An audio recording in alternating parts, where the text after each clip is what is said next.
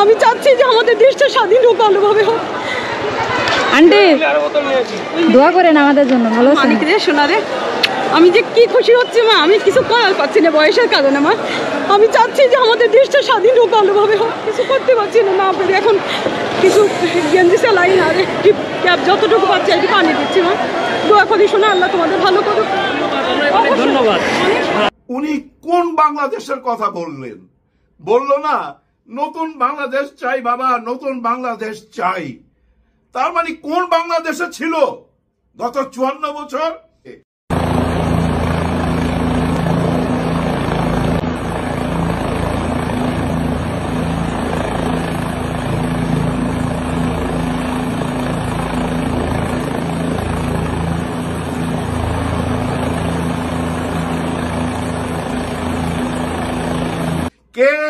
কেউ কি জানি? আমরা কেউ জানি না ওই হেলিকপ্টারে কে গেছে। আমি আসছি, আমি তো এই চেয়ারে বসছি, আমি তো সংবিধান মাইনা আসি নাই।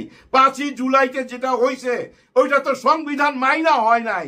সংবিধানে কি লেখা ছিল হেলিকপ্টারে উনাকে উঠাই দিবে 20টা 28টা সুটকেস সহকারে, আর ওইটা গাছের ফাঁক দিয়া কেউ ভিডিও করবে?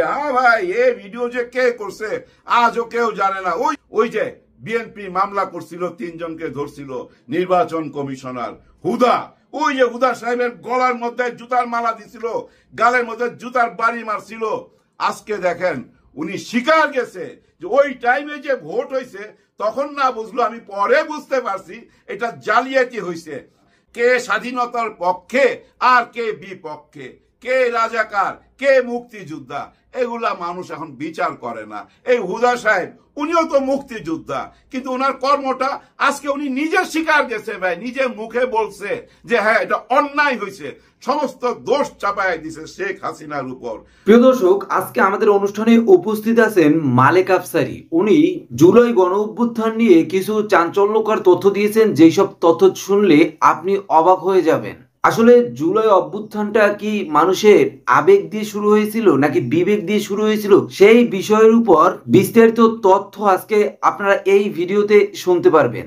উনি বলেন জুলাই গণ অভ্যুত্থান যে চিন্তা চেতনার মাধ্যমে হয়েছিলেন, সেই চিন্তা চেতনা কি পূরণ হইতেছে নাকি সেটাকে যে যার মতো কাজে লাগিয়ে অর্থ উপার্জন করতেছেন। প্রিয় দর্শক, চলেন কথা না বাড়িয়ে সেই ভিডিও ফুটেজটি দেখা শুরু করি। সেই ভিডিও ফুটেজটি দেখার আগে আপনাদেরকে ছোট্ট একটি অনুরোধ, আমাদের এই চ্যানেলটিকে সাবস্ক্রাইব করে দিবেন এবং আপনার মূল্যবান মতামত অবশ্যই কমেন্ট বক্সে জানাবেন। এই বাংলাদেশের বাইরে অন্য কোন বাংলাদেশ কেউ তো চায় না। জুলাইয়ের কথা আপনাদের মনে আছে? মা বোনরা রাস্তায় নামছিল, আমি এক বোনকে দেখছি, আপনারা একটু দেখেন ভিডিওটা। আমি চাচ্ছি যে আমাদের দেশটা স্বাধীন হোক, ভালোভাবে হোক। আন্টি দোয়া করেন আমাদের জন্য। ভালো মানিক রে, সোনা রে, আমি যে কি খুশি হচ্ছে মা, আমি কিছু করার পাচ্ছি না বয়সের কারণে মা। আমি চাচ্ছি যে আমাদের দেশটা স্বাধীন হোক, ভালোভাবে হোক। কিছু করতে পারছি না, না পেরে এখন কিছু গেঞ্জি সেলাই না রে, ক্যাব যতটুকু পাচ্ছি আর কি পানি দিচ্ছি মা। দোয়া করি শোনা, আল্লাহ তোমাদের ভালো করুক। ধন্যবাদ। উনি কোন বাংলাদেশের কথা বললেন? বলল না নতুন বাংলাদেশ চাই বাবা, নতুন বাংলাদেশ চাই। তার মানে কোন বাংলাদেশে ছিল গত 54 বছর? স্বাধীনতার পর আবার কোন বাংলাদেশ চাই উনি? একটা বাচ্চাকে দেখছেন না, টানতে পারে না 5 লিটার পানি, ও পানি নিয়ে যাচ্ছে। যুদ্ধ চলতেছিল তো, যুদ্ধ, 5 লিটার পানি টেনে নিয়ে যাচ্ছে এইটুক বাচ্চা।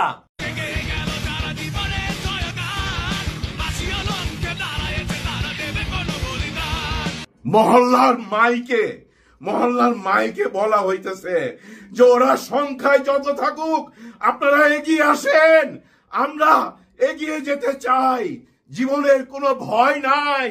কেন? কোন বাংলাদেশ চাচ্ছিল ওই মহল্লার ভিতরে?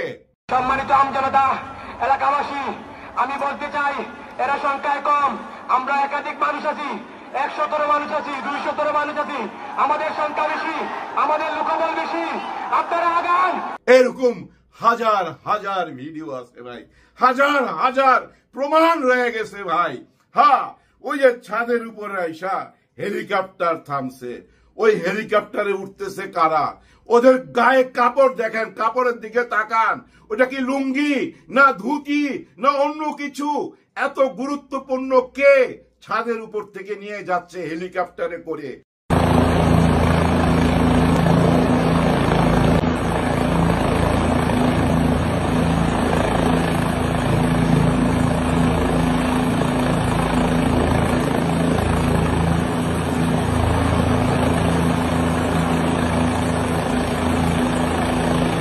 কে?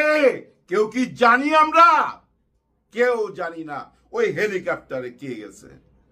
এইটাই তো ছিল জুলাই। ওই জুলাইরে ভুলে গেলে হবে? আর ওই জুলাইর পরে আইসা আজকে এত কথা কেন? সবাই তো নতুন বাংলাদেশ চাইছে।